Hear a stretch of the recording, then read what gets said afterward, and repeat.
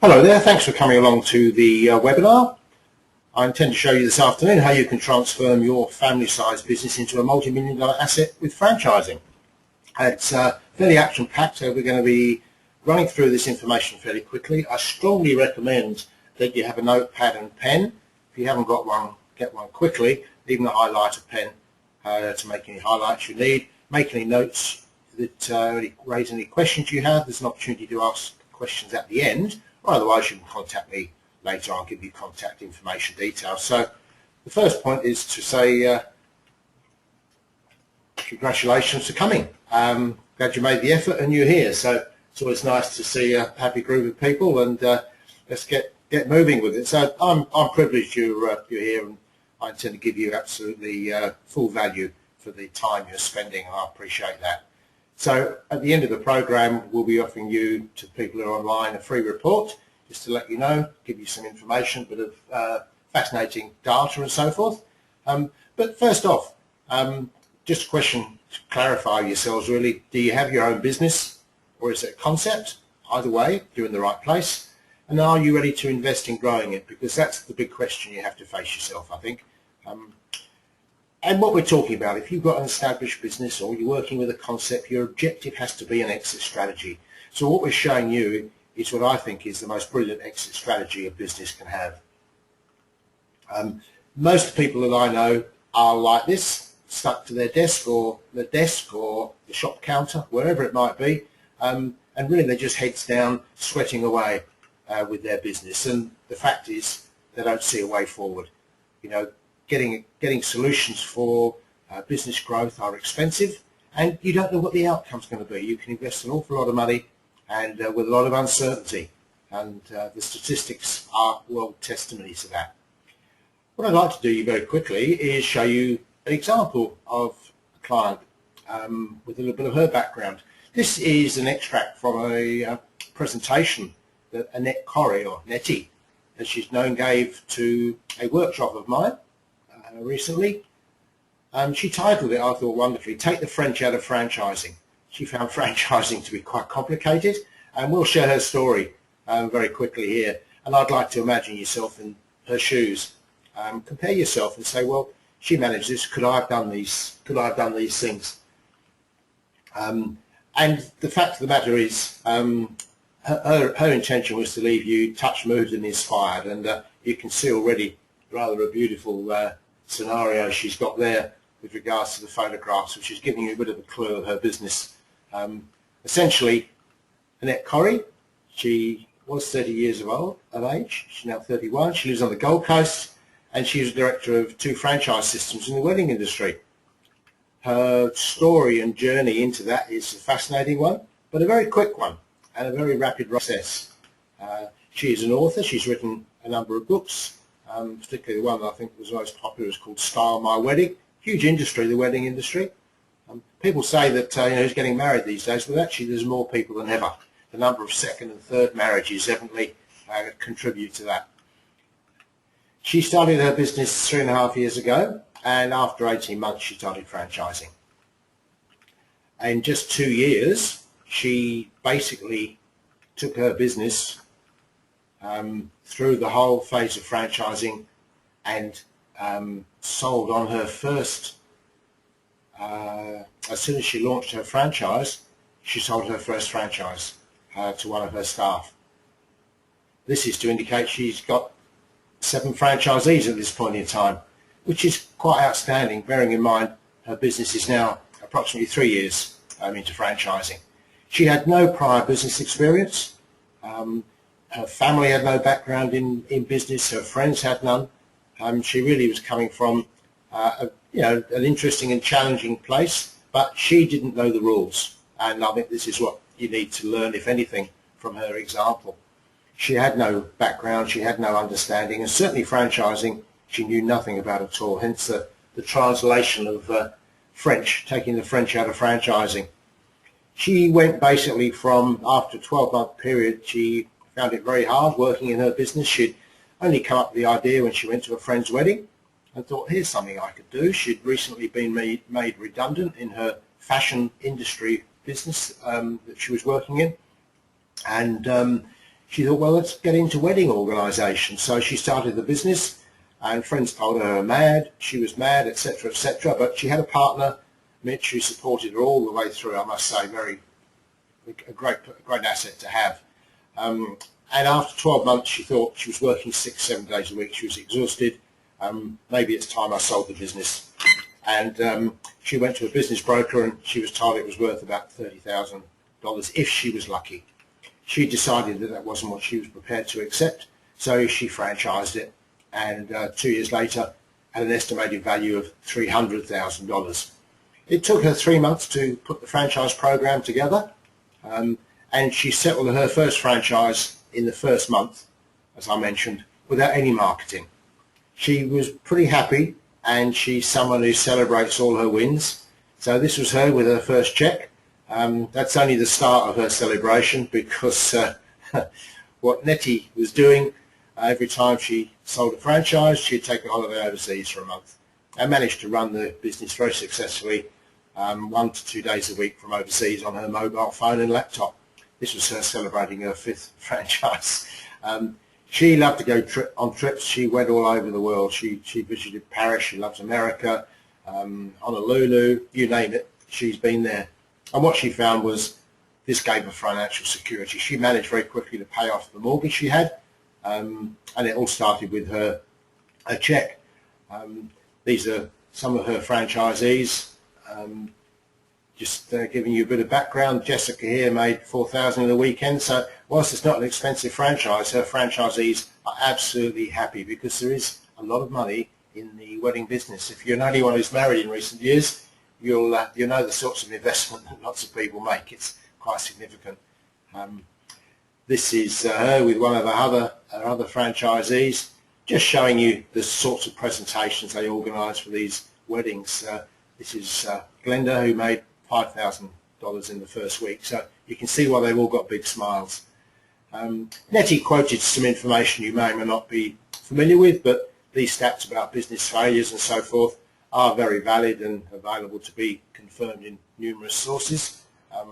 And this is something that is one of the reasons that franchising appeals to a lot of people, because franchising is literally the other end of the pole when it comes to the success rate as far as that's concerned. So that's very reassuring for people. So her question to my audience was, what's stopping you from starting now? Her basic synopsis was that she was working 6 days a week, couldn't take holidays, the income would stop if she went away on a break, and that was what motivated her franchising. She now takes holidays regularly. In fact, she very recently just had her first child, so she's even stepped away from the business and put one of her franchisees in as a manager, and that's working very, very smoothly. So the whole thing really is well leveraged. So she's got her exit strategy in place. She's leveraged herself out of the business, which is really significant. This is her marketing funnel for recruiting her franchisees that she uses. And just to give you some points she made as to why people buy a franchise. The proven system is one of the key elements, but also effectively it's an established business and there's a name. But there are lots of people who will tell you, this was her words to my prospective franchisors and other members of the audience, that people will always tell you can't do it. They'll really knock you, tell you lots of reasons why you're not suited or your business isn't up to it, etc. Her word is, ignore it. You have to have the vision. As I say, and Nettie has belief. She really does. She's totally convinced in what she does. Heck, consequently, she's very successful. Her tips are: get someone to help you, have a tour guide, as she calls it, in her French tour, and that's me actually. My French is appalling, but my franchising I've been practicing for a while. So this is her little testimony that she gave. Just give you a couple of moments to run through that, but you can see that she's certainly been happy with what she's doing. She's actually just sold one of her franchises. She started a second franchise group, and she just sold the second one, the smaller one, and so she's focusing on the larger one, which she's going to put on the market, and she's then going to, once she has the child in childcare for some hours a week, she will be starting another franchise group with some other ideas she's got. So here's someone that's got some real objectives, and she's actually in the process of securing a property, which means she'll have a hotel motel on the beach in Miami on the Gold Coast. So she knows where she's going. But franchising isn't just small business. I don't know who recognises this person. You could just from your own point of view, just see if you guess who it is. It's actually one of the most successful private business owners in Australia. His name is Jack Cowin. I'll run through very quickly a number of big business case studies that were all small business. To begin with, Jack was a Canadian. He was a student. His parents were in Melbourne back in the early 70s. Went back to Canada, decided he loved Australia, and he raised some money with the family and bought the Kentucky Fried rights for Western Australia. Settled in Perth, grew that chain, then approached Burger King in the US and got the rights for Hungry Jack's across Australia, or rather for Burger King. The story there was couldn't register the name because somebody else had it, so he called it Hungry Jack's, which I think was very fortuitous. He's now got 349 stores, and he owns 284 of them. He's valued at over $600 million. You may have seen his name recently. He's featured still comparatively quietly, but with regards to Gina Reinhart, he's now director of Fairfax Media. He's also director of Channel 10. Stanbroke Pastoral is his own business. That's the largest meat pastoral company in Australia, and he has 40% of the business that I think is the most beautifully well systemised business I've ever seen. If you visited the Harbour Bridge, you'll know what I mean. But with his Hungry Jack's stores, each franchise costs about 1.3 million you have to purchase, and you need funding of a further 1.3. So you can see the sorts of numbers that are involved. And yet there's less than 100 franchises. He's very happy to own all those, so hence his wealth. Another household business is Fastway Couriers. Bill McGowan was an accountant in New Zealand. He started a little delivery business with parcels between Gisborne and Napier, I think it was, some 30 years ago now, and got the business up and running, had a couple of subcontractors, and after 6 months he thought he'd try this franchising business, and within 6 months found that they were actually getting in twice as much business as his subcontract drivers, and that was the start. So now he's in 10 countries, 1,600 franchisees, and if you extrapolate those numbers, you'll see that if you take a figure of $25,000 each, because the franchisees own the vans, that's $40 million in franchise fees, so not to be sneezed at. $450 million a year, and he gets 1% royalty on all turnover. So there you go. Look, a lot of people have probably told you, it's common knowledge, I suppose, people accept it, that franchising is all about documentation, it's all about the product. They're important, but the fact is there's more to it than that. It's about changing the whole philosophy of the way you run a business. And I use the analogy of a chick hatching here as an eagle, because what you need to have are two eagles, two people with separate visions, but sharing the same goals, the same product. That's the franchisor and the franchisee, and this is something that many people just miss, to be honest with you. And I'll just show you a little bit of background of the franchise model, so you understand what we're talking about. You may have seen Paul Works, John O'Brien, good friend of mine, known him for probably 30 years, certainly 25, and we'll just touch base on his model. You can see there that he actually bought into that business in 1996, and at that stage it was operating from a warehouse in Hornsby in North Sydney with a couple of mobile vans. He then grew it from there, and what he did essentially was he had the model he wanted in his head or on paper before he started. He knew what his objectives were, and whilst I won't go into huge detail about it, what he wanted to do was convert his warehouse into a retail hub, so he operates some shops, but each of those shops serve as a centre for 5 or 6 or 7 mobile franchise vans, and they're all franchised through the whole structure. So he delegates, leverages the whole process, and he merely is the major warehouser, marketer and organiser, administrator, trainer and so forth for the whole group. So it gives you a bit of an idea. They've got 60 of those hubs, valued at around $895 to $1.2 million is the figures. That's what they sell for. 300 mobiles. are about 90,000, actually a fair bit more than that now, I noticed recently. And in the last 10 years, they've taken it from 7 to 70 million turnover. That's what leverage can really do for you. Just imagine, this was a one-man business operating from a warehouse in Hornsby in North Sydney, and it was in the back blocks. The fees he gets in every month from his franchisees in their vans is 4 to 11%, and from the hub 17.5%. So he's getting in about 7 million a year, not bad. What I will quickly do is to give you a bit of my background. I was born in the UK. I was a quantity surveyor.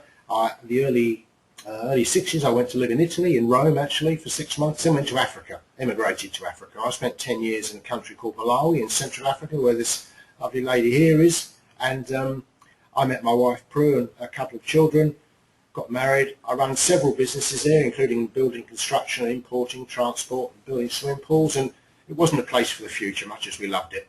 So we emigrated. This is us in Perth with my high heels and permed hair and so on in 1975. I then, from there, went into the building industry, which I'd traditionally been in, and started doing building property development and so forth. But 1982 came. If any of you were aware of what happened then, the property business went absolutely upside down. Interest rates were 21.5%, so those were the reasons that I had to move on from property.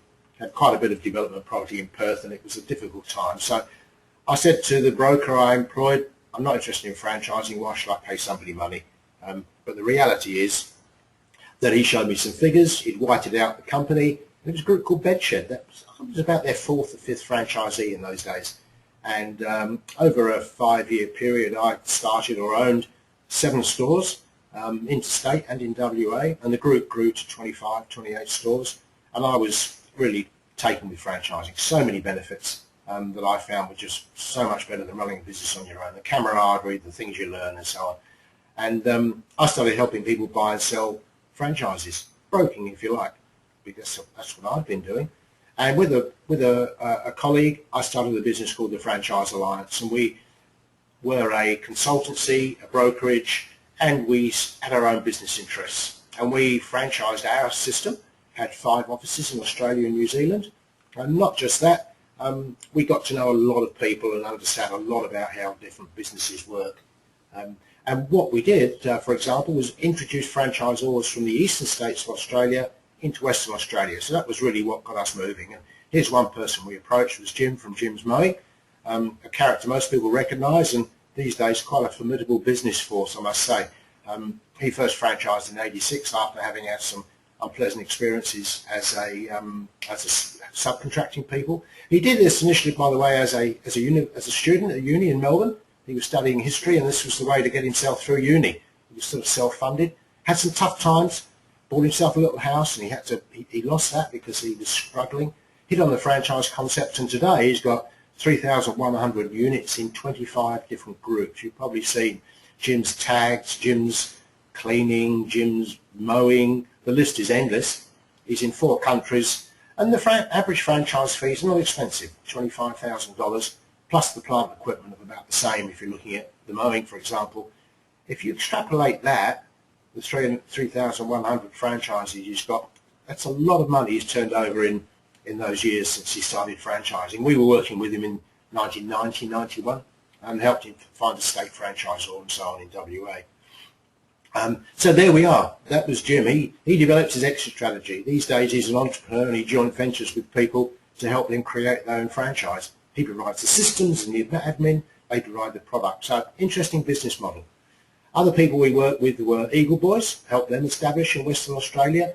The background of Tom Potter, who founded it, he was a food nutritionalist, and he sold that business in 2007 for around $20 million. He's always kept very quiet about the amount, so one only presumes, but whispers say it's that sort of figure. That group's gone on to grow significantly, but over those years, nevertheless, has turned over a lot of money, as you can see. So again, people starting from obscure places with small businesses, that's the story of franchising. You don't get very many corporates who started big and hit it heavy. They invariably come from a humble background. And there's Michael Sherlock of Brumbies, you probably know of, who was took a business, bought the business for a few cents a share, and sold it for $3.50 or $4 a share for reputedly $30 or $40 million about 6 years ago, he sold Brumbers into the Retail Food Group, which is another case study in its own. And he got his exit strategy. He now talks at conferences, travels the world doing presentations, writes books and those sorts of things. Here's a testimony from earlier client and partner of mine, John Allison. One of the groups we started, I'll show you in a moment, was a group called Expense Reduction Analysts. And John says there, they started in Perth in '92. It was just a concept. I worked with them, established the business Australia-wide, moved into New Zealand, and now it's in 27 countries. And that was great fun, and a business that's grown significantly. And from 1992, we're looking in 21 years and significant turnover. They turn over a couple of $1 million a year in fees only, income in the UK. That's what they get net from their consultants that they franchise to. What we did, having seen gyms and Donut Kings and all these other businesses, we realised that it's not magic.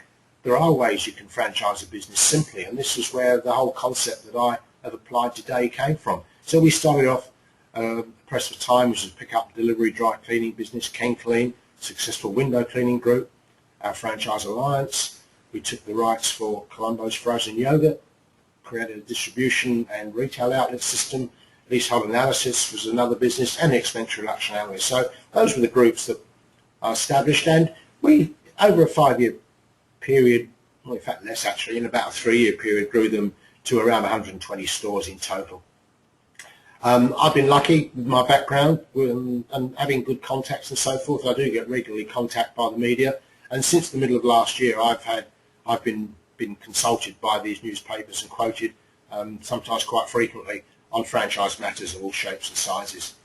I actually retired in about 2008 to a place called Nambucca Heads, mid North Coast, New South Wales, near my granddaughter, near my daughter and grandchildren.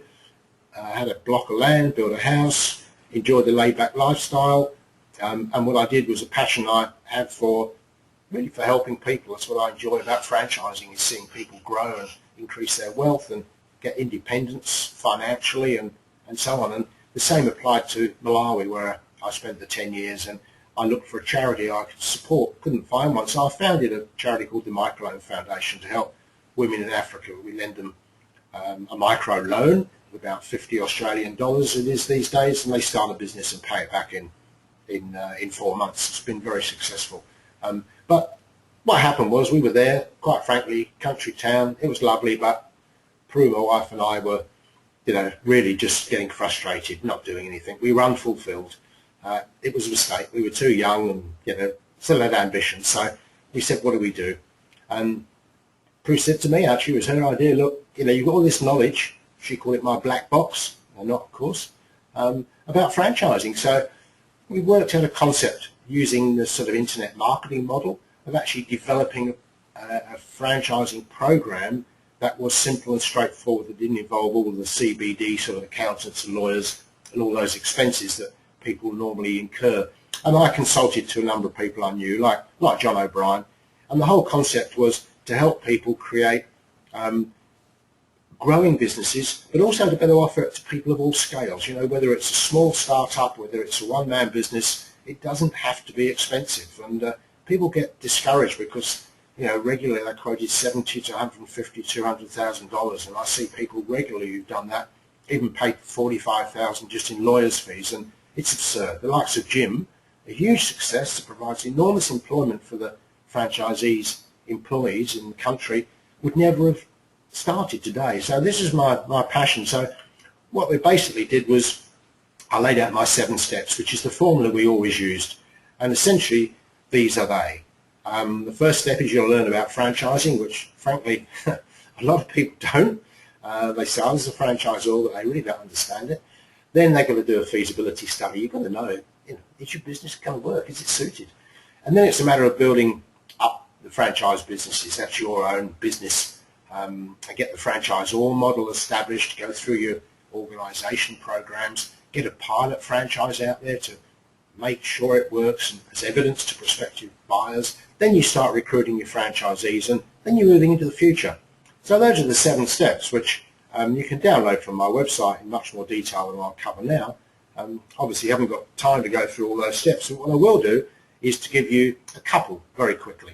So these are a couple of key steps. Step 3 is the major one, as you can see. That's where all the meat and potatoes, as one of my business partners would say. What I've picked to go through here are actually 2 key areas. They're all important, but some are areas that people focus on. Everyone asks me about franchising, asks me about territories, but very few ask me about marketing. So I've chosen to use territories because it's an area that interests a lot of people, but marketing because I believe we need to reinforce that people who go into franchising, just as people go into business, just don't put enough focus on marketing. So that's not to say the others aren't important, but let's just have a quick look at some information on those 2. So the point is, you're going to go out there and delegate. You're going to leverage your business, and you won't do that if you don't address these things properly, and you certainly won't realise the sorts of profits that you can make. You'll leave money on the table, in other words, to use an expression. As far as territories go, I've seen so many examples of people creating their territories too small, too big. And you imagine if you make it too big, the franchisee can't really satisfy the demand in the area, so it's never realised, and you've wasted a huge opportunity of marketing. Make it too small or put it in the wrong demographic where your product isn't that popular or in demand, and you've got a franchisee that's going to be struggling and perhaps going broke and maybe taking you with them, certainly creating bad vibes. Your franchisees have to be successful. You get the formula of territories right, and that extrapolates out to so many other areas. So getting the strategy right is important. You don't just use a postcode, which is typically, frankly, what a lot of people do. One of the case studies I love is Subway. Most people know the Subway story, but Fred DeLuca was a student again. It's a common denominator. He was a student based in, I think, Chicago, and he used a little sandwich shop he opened called Pete's Subs. He funded it with $1,000, borrowed half of that from a family friend who happened to be a professor at the university, and they started. After a year, he had $70 left. They ran a discipline process, and they had a board meeting, said, what do we do? And the conclusion was, let's open another one. And that's bold. You've got to say that. And he opened another one. And what he did, that went reasonably, but still not brilliant, so he opened a third. And he changed the name to Subway. Now, whether the name change was the key, but to me there's something much, much more important which I'll share with you. What he did was to create each franchise literally with an overlapping area of influence. They had their own territories when he franchised them later, but what they did was slightly overlap. So the concept is there was awareness. If you started with the orange circle, when the yellow store opened, there was already an overlapping area of knowledge, so the brand was recognised. So if you do that, using that Olympic rings concept, you can appreciate it's much easier to grow. When they came to Australia, Fastway sold the rights to Subway, and they opened one in Perth, one in Melbourne, one in Sydney, one in Brisbane. It didn't last. When they came back with their own operators from the US, the picture changed because they used their old formula. And now, as you're well aware, I'm sure they're on every street corner. And in fact, if we just continue with the Subway story, there's over 35,000 stores last time I checked, more than there are McDonald's. So that's incredible, isn't it, from a sandwich shop? But very, very simple. Next time you go into a Subway, just have a look and watch the way they operate. It's brilliant. So I wonder if you've thought from the point of view of your business, if you were to franchise it and grow it, how many territories do you reckon you could have? It's an interesting little exercise. I suggest it's something you write down and do later, but just work out what sort of territory you think you need to support your business, how many there are maybe in your region or your state, your capital city, and just extrapolate it around the country for our 22 million people and major capital cities and the country towns, which are a vast opportunity. I think you'll be surprised. It starts to open up your eyes. The marketing is sadly missing in so many groups. That's the reason if a franchise gets into strife, generally it's because the marketing hasn't been properly organised by the franchisor, and he's delegated it to the franchisees without proper training, adequate systems and management. And the key is that there is this connection between marketing and territories. It all links in. Understanding the demographic of your client, your end user who buys your product, but also your franchisee. You've got a parallel client, I suppose, from that point of view. The key with marketing, and this applies in parallel to franchisees and to clients, is it's important to get that foundation of the brand and the product and how you present it, the way that people sense and feel your business, the energy. All these things are critically important, and they all contribute significantly to the values that you're going to be reaping from the business. So basically, most marketing agents you talk to, frankly, are not conscious of this little diagram. They come up with a marketing strategy, they come up with with an overall plan, advertising plan, that sort of thing, but they just don't appreciate that in fact you need a different strategy. Same common denominators, same brand, but you've got to mold the brand to apply to your avatar, your prospective franchisee, and that means a replicate sort of parallel exercise, which if you're going through a marketing review at the moment and maybe using a consultant, get it all done now, even if you're not franchising immediately, because you're going to save yourself a lot of money going back. So address those things as you go through it, and you'll find this makes lots of sense. So this is a cornerstone of one of the modules that we spend a lot of time on in our business when we're helping people franchise. And we all know Macca's, that the golden arches, that's something that everybody knows around the world. I rather like this picture. I'm not sure whether it's in China or Japan. I'm sure there are people who can tell me. But would Macca's let you change the colour to an orange or a purple? I think we all know the answer, and that's the key, is maintaining that synergy.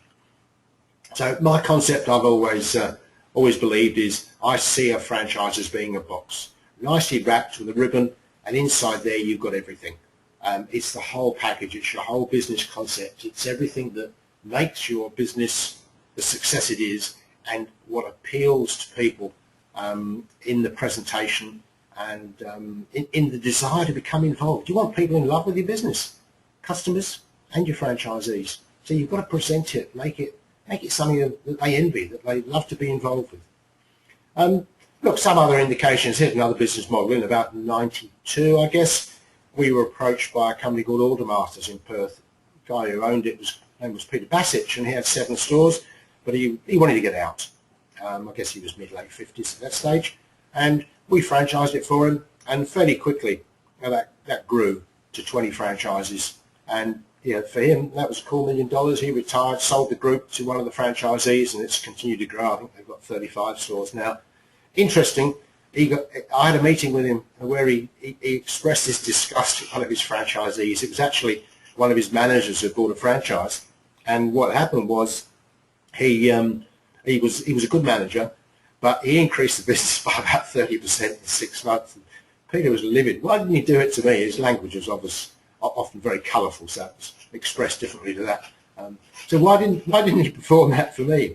But the truth is, the franchisee, this was down in Melville in Perth, at 12 o'clock on a Saturday when they used to close, he'd kick the rollers up. If there was somebody drove by, somebody walked up, if the phone rang, when he was a manager, he played the hours. It's a different business. He did everything to get people back in the store, maintain their regularity. I mean, Aldermasters were already a well-documented and systemised business, so it's just an interesting example. But you can see their branding's very obvious, and they did a good marketing program. They did. They sent out letters to people when their services were due and all that sort of thing. But one thing, it's called the Hawthorne effect. If you haven't come across it, it's what it basically means is that you can, if you revisit your product or your marketing or anything, learning, read a book, watch a film again, you will continue to increase your knowledge and your learning. And this is incremental. The analogy I use is MasterChef, because the people who won it, do you think when they started at the beginning they had the expertise? No, they didn't. But they picked it up, between the different competitors there who were cooking, and they all gained a bit of knowledge. So incrementally over the, 10 or 12 or 16 weeks of that program, they acquired the skills of an expert. And this is exactly the same in any business you have, which is why, with all respect, you should never stop. And franchising is a classic example. You need to keep refreshing your brand every 5 years and that sort of thing. But keep it simple. people tend to make life too complicated. It's just not, it's not necessary. The reality is it confuses people. If you train people properly, they don't need everything down in writing. They don't need every single word. All they want to do is see a reminder, something to jog their memory about how you do this, how you do that. But the reality is, I've used the term give yourself the sack. I say that, I suppose in a slightly light way, but if you're going to leverage yourself out and you're going to really enjoy the business and enjoy your life and live the way you probably dreamt of living when you started your business, then you need to make sure you can let go. And that means really constructing a business model that works and you delegating effectively and efficiently to people to take over the roles you do. And in doing that, to grow the group, your role becomes one of a mentor and a strategic sort of marketing and relationship person. So you're helping your franchisees become successful, because the more successful they are, the whole reason for the success of franchising is that makes you successful. So doing that and protecting the brand is absolutely critical. That's where your value in your business lies. I haven't touched on lots of stuff. As you can see there, not that you need those reams of papers and files, but nevertheless, as I said, I was just touching briefly on a couple of elements of that third step. So just some questions that people ask me frequently, which you may find helpful. Number one, isn't business tough in franchising right now? We know business is tough for a lot of people, but we hear all the worst stories, let's be honest. If you look at the statistics, our economy is not in bad shape.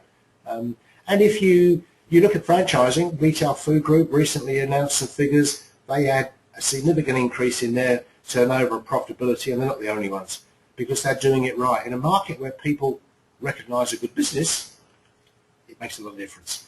Some of the things that are happening, let me tell you, over the 30 years I've been involved in franchising, on average, year to year, we've seen growth of about 12%. When you consider GDP grows at around 2.5 to 3.5, that's 3 or 4 times as much. So you can appreciate that's significant. That's why currently franchising is growing rapidly as an employer of people. You'll find the Price Waterhouse last year, they issue a franchise report every year. They quoted that in the previous 2 years, the amount of people employed in franchising increased by 40%. And Ross Garnaut, with his climate change report a couple of years ago, made similar observations, but also observed that manufacturing had dropped by about 20%, and in fact by something like 50% in the previous decade, down to 1 million people. Franchising is employing over 500,000. They estimate that manufacturing will drop to 750,000 in the course of the next 5 to 8 years. And during that time, franchising is going to employ more people than manufacturing, which is quite an interesting point. Ibis World, Phil Ruthven, very well-known economist who consults to governments and large organisations and so forth. In the year 2000, he quoted that he estimated that franchising would account for 60% of the businesses in Australia as a business model by the year 2050. By all means, look at BRW magazine. You find they quote some interesting facts, statistics about growth, and the fact that profitability in franchising has been running around the 15 to 20% growth, even over the last 3 or 4 years since the GFC came. KordaMentha, very large international liquidation accounting group, their report is also worth looking at, and you'll find they give some interesting stats, including one where they say that service franchises will increase by 60% between 2012 and 2016. So for those of you who may be looking at the service area, this is business to business and business to household sort of thing. It's quite significant. So that's the trends. But one of the questions that people do ask is, how old does your business have to be? Well, I've successfully helped people launch as a franchise a concept from cold, from the word go. Ideally, depends what you're trying to prove and how well you're packaged. Your business has to be launched as a well-packaged, well-presented model. But there's no question, 1 to 3 years is fine.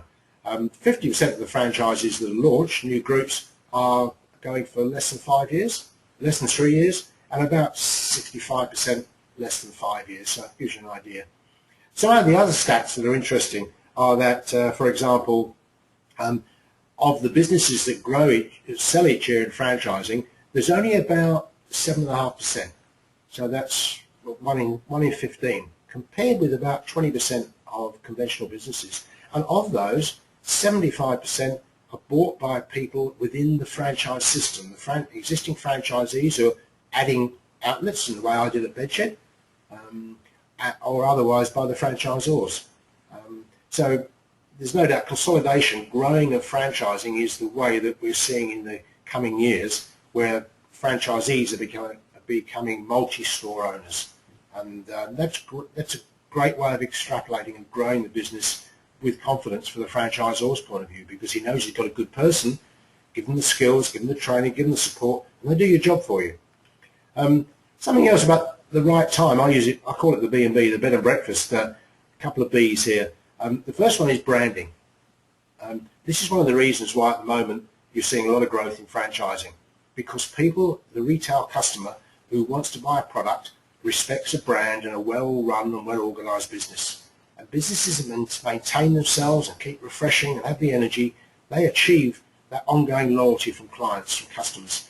And the second B is for business buyers, because people looking for a business are looking for something that gives them the security, that saves them a lot of the risks, that can save them the time and money of experimenting. And particularly at times like this, the truth is, in my years in the franchise consulting and recruiting area, we always found when there was a downturn, we had a surge in inquiries, particularly white-collar businesses, but not exclusively, because there are people pouring out of government and banks and insurance companies. The list is pretty endless, and these people, during the clean-up that's happening, are looking in many cases for a business. In the way that Nettie, when she was made redundant, decided, blow this, I'm going to start my own business and be independent. A lot of people are the same, particularly if they're in that middle-age sector, sort of 40s to 50s. They say, I'm fed up with working for someone, I know I can do it better, and they want to get into it. So that's certainly an incentive to franchise your business. So bearing in mind where Nettie is, I think that reinforces it. But a lot of people say, my business isn't franchisable. Well, I've got news for you. I've really hardly seen a business that isn't franchisable, given that obviously the marketing and the product is defined. The reason that most businesses aren't franchised is because the individual that runs the business or owns the business, and they really just don't have that growth leadership mindset. It's as simple as that. Most businesses can be franchised. So does franchising suit you? I'll ask you just to grab your pen and your pad, and I'm going to give you some questions. All you're going to do is put a tick or a cross. What I suggest you do is write against question 1 just a column. On the left is yes, on the right is no, and then answer these questions. So the first question, does the business have a proven cash flow and profitability, or are you at the idea phase? If it's a yes, put a tick. If it's a no, put a tick on the right-hand side of the column.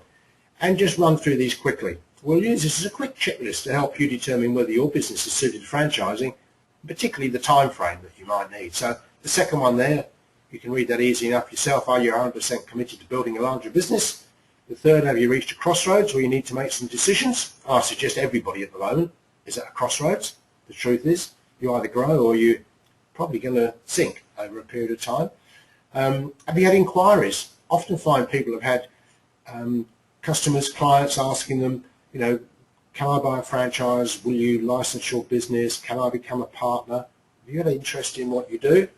Do you have proven demand? In other words, have you got a customer demand? Have you got regular income? And then we go to question 6. Can your model be taught to others? You know, with training, obviously. If you've got a GP practice, then, you know, you obviously going to get people who are qualified GPs. But basically, can you train someone to do your job? Are there people who've got the skills and the background? And then, do you generate enough profits? That's a hard one for people to answer, because you don't know necessarily what the franchising investment is going to be for your business. So that may be a question mark unless you've already done your sums or had someone do them for you. So then, do you have the right management?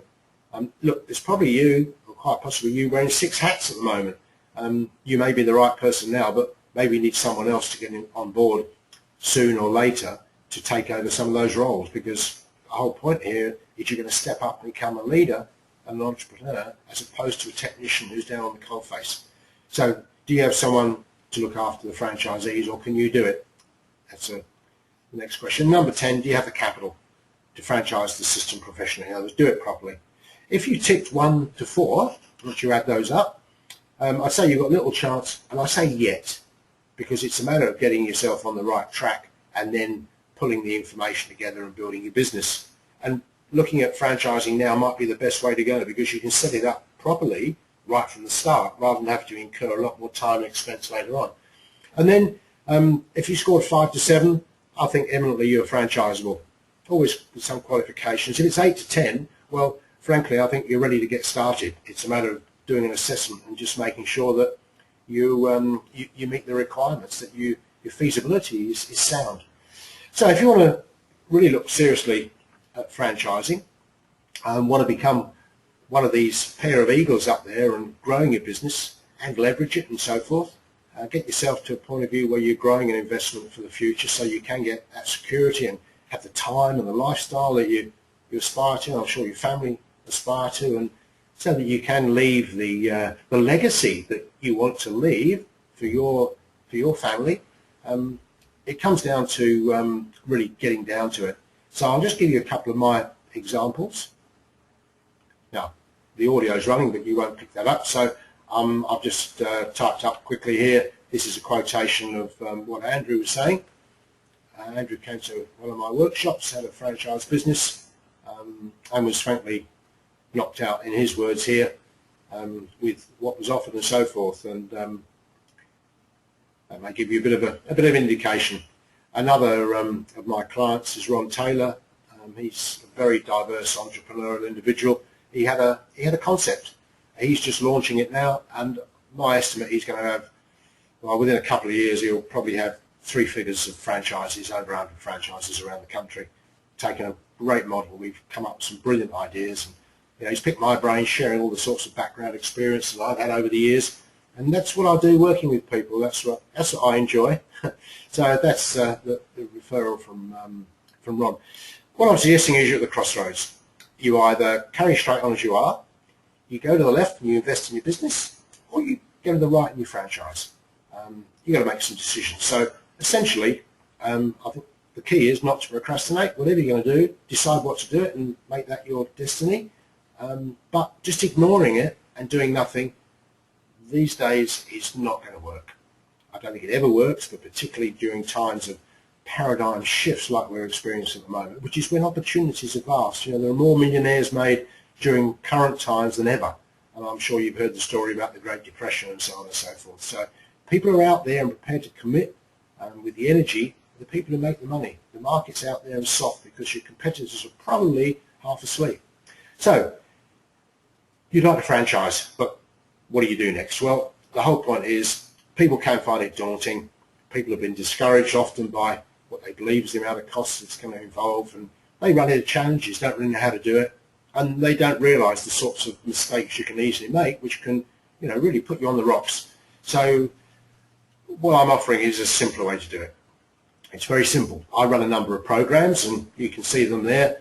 They offer a variety of options for people with different sorts of circumstances and businesses at different levels and different skills. So we work out something to suit you. And they're all based on my 7 steps. Very straightforward. And I see myself going through those programs really as you're here, you're in the simulator, and I'm basically in the co-pilot seat, just helping you plan your trip. So we're doing the simulation of a franchise, putting it all together. And then I'm the check pilot. I'm there like your pilot, your Qantas check pilot, pops in occasionally. You can always contact, and basically mentoring the person through the growth of their franchise system into the future and into the model that they're going to evolve and hopefully grow, not just within their local region and state, but across the country and internationally. 23% of franchises in Australia actually do franchise overseas as well, so it's not particularly difficult. In fact, it's so easy. I've got one client at the moment who's going to franchise overseas before he franchises here. So it's something to think about. So what I'm doing is running a workshop. It's really got a lot of information in there. We go through a broad range of information, so you can literally leave that workshop and go off and franchise your business yourself. Right? So that's my objective, so you can leave with enough information to do it off your own bat. Now, in that workshop, we've got really run through a lot of the down-to-earth nitty-gritty. A lot of it is just sharing experiences, looking at models. We do a bit of hot seating, running through people's businesses. We show you how to really do it and make it simple. It's not necessarily easy, but it's simple if you know how and you do it in a structured manner. We also will run through a whole range of things. You'll learn a lot and answer lots of questions you've probably got. You know, do you need a franchise or a license? This is a question that most people ask, and the answers are quite surprising sometimes. And then we'll run through as well a bit more evidence about why now is a good time to be out there and franchising your business. We've got 4 recognised guest speakers. They're all gurus in their field, and they'll be talking with regards to accounting and structures. They'll be talking in regard to licensing and franchising, talking in regard to marketing, where we'll do some exercises and do some workshops, so you'll leave with some material that's going to help you in your business in any event, wherever you are today. And also someone else who will be talking mindset-wise in how to get over the roadblocks and how to actually do and action what you want to do. I think most people have bought programs and books and systems, and how many sit on the shelf or they get bogged down halfway. We're talking here about making sure you've got all the tools, all the support to be successful and be one of that 20%ers who do make it happen and really make a difference. And then hit the 5%ers who become really very, very successful. The total value of that 2 days is $884. I've reduced that to $347, but I've got a super early bird. This is $247. It includes refreshments, lunch, an evening function on the Saturday at a really spectacular venue. That's all included in it. And if you want to bring a second partner, a business partner or a life partner, I really recommend you do it. It really is important. It's hard for you to express what you've learned over 2 days to somebody over dinner.